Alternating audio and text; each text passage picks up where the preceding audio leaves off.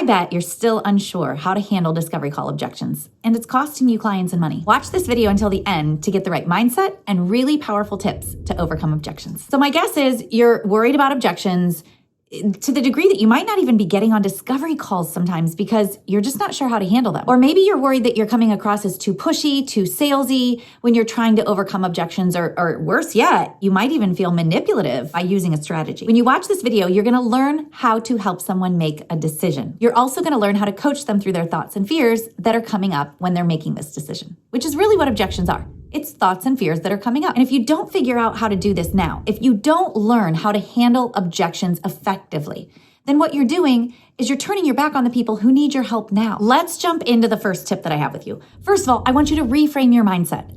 I don't want you to think of an objection as a bad thing. It's not. It's a good thing. It's a buying signal. Wait a minute. What? That's probably what you're thinking right now, right? You're thinking objections scare me. Like if somebody really wanted it, they'd just say yes.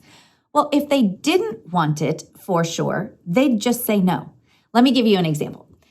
If right now you were to ask me, hey, Nick, I'm going to stab you in the stomach. What? I'd say no. I don't want you to stab me in the stomach. I don't want that. If somebody really doesn't want what you have, they can say this isn't the right fit. I don't want it. We're good. So an objection is a buying signal. An objection is them saying, oh, this sounds really good, but...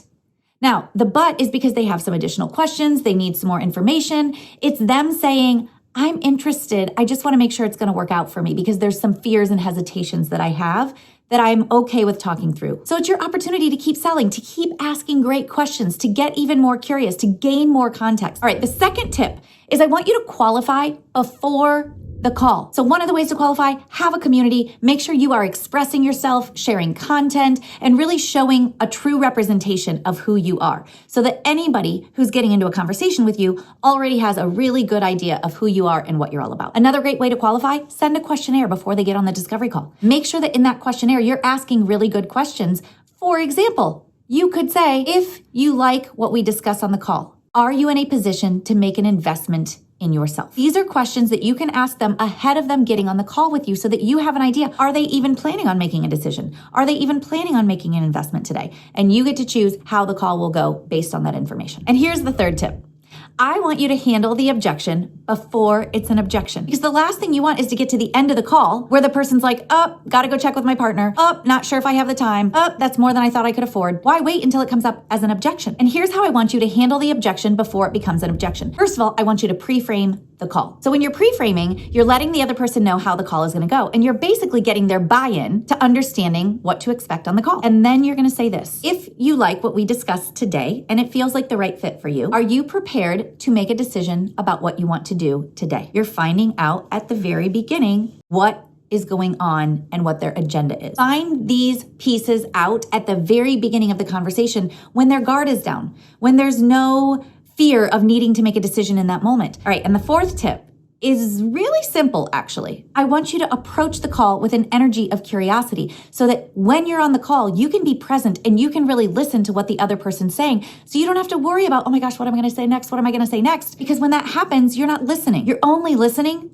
to respond. You're not listening to understand. So active listening is so important for you to uncover pain points and for you to allow them to hear what pain points they have. They're going to listen to their own answers. They're going to listen to the things that they say, and then they're going to listen to you reflecting back to them what they've said, and then taking their answers and matching it to the results of your program. Now, the fifth tip, it's the most simple and the most powerful one, practice. You've got to practice. There's no better teacher than experience. You've got to approach every discovery call like it is an opportunity to get better, because it is. I want you to get familiar with how to handle a discovery call. And the only way to do that is for you to practice, for you to take this seriously. Otherwise, you're leaving thousands of dollars and lots of people's health and lives on the table if you are not showing up prepared for your call. You want to hear an objection and be familiar enough with it that you're very confident in knowing how to respond to it. And the only way you can get there is by getting a lot of practice. One last bonus tip for you. And what I want you to do is isolate the objection. What I mean by that is a lot of times people might have an objection like, this feels like it's a lot of money, or I'm not sure if I have the time. What you want to do is isolate and make sure that that's the one and only objection that they have. For example, if somebody says, I know I really want to do this, I just don't know about making the investment right now. You can say, I'm hearing that there's a decision that you want to make, and maybe price is the reason that you're a little hesitant. Would that be correct? Yeah, that's really what it is. Okay. So is that the only thing holding you back from moving forward today? But you want to help them get to that place of decision, whether the decision is yes or no. You want to help them get to that place because it helps you just as much as it helps them. If you can help somebody get to a no, that frees you up to go find your next yes. And if you can help that person get to a yes because it's the right fit, then you just got a new client and they got an opportunity to change their life. And if you want to know exactly what to say on your discovery calls, watch this video where I share 10 magic phrases that you can use to respond to objections.